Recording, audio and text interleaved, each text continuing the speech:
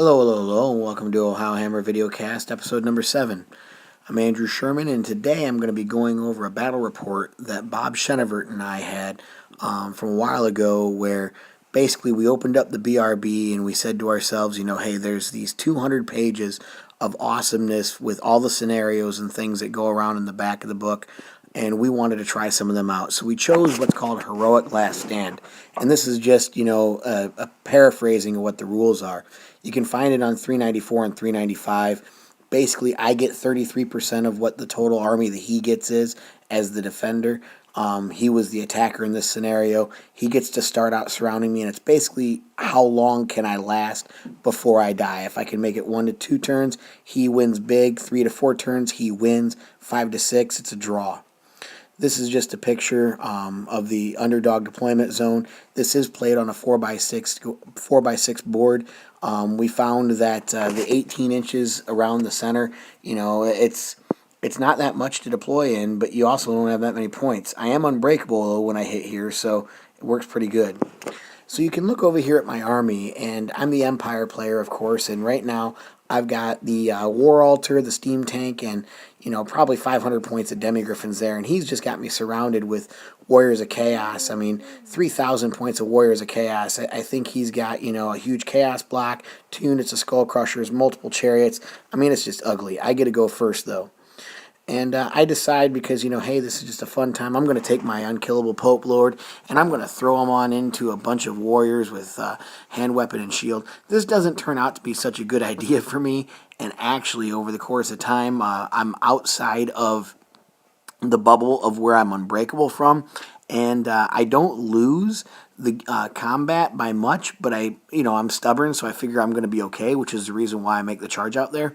But it's the top of turn 1, and what do you see on the side there is the 2 6s. So I break, and when you break in this scenario, you're just dead, flat out. You're just dead because it's your last stand.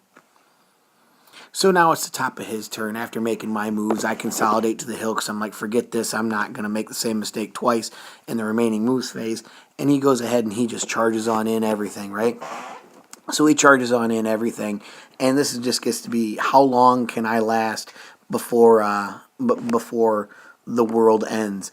You'll notice that he's got himself Skull Crushers and a Chariot on in front. He's got his Hell Cannon and stuff into the Steam Tank. And this is just going to get to be pretty ugly pretty quick. And this is the bottom of turn 1, just so we're all clear, too. Moving on, you can see I've weathered the storm because I am unbreakable. It makes it very easy to go ahead and stick around. So I'm actually able to run off the first unit of Skull Crushers. But the one nice thing about the scenario, since it is the Heroic Last Stand, it doesn't matter whether I kill units of his or not. Just his following turn, what happens is he goes ahead and he just enters back on the board. So it's this never-ending wave that continues to attack you. It's more about how long can you last more than it is actually killing things. So in this picture here, you're seeing it's the top of turn 2, but I don't quite make it much more. Bottom of turn 2, I think I'm going to go ahead and hold on. My Steam Tank is taking some, it's just failing wounds. What can you do? It's failing wounds. I actually got rid of the Chimera over there, so, I'm feeling pretty decent. The Skull Crushers are back for the second time. Bottom of turn 2, yeah, you heard me, back for the second time. This is just all kinds of bad luck coming for me. I don't think I'm going to last turn 3 or even turn 4 if I get lucky.